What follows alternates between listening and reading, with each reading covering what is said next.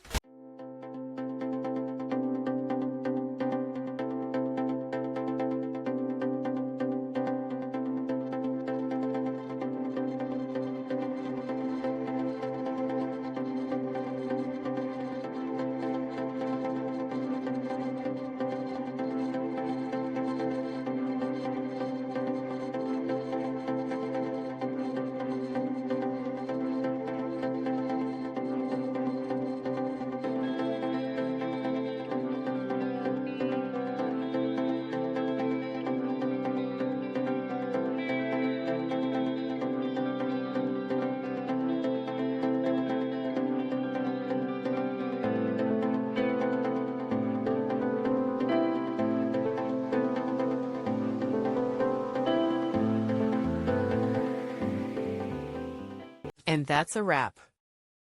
I hope you found the answer you were looking for. If you did, take a second to hit that subscribe button. It really helps out. And let me know in the comments which solution worked best for you. See you next time in the debug zone.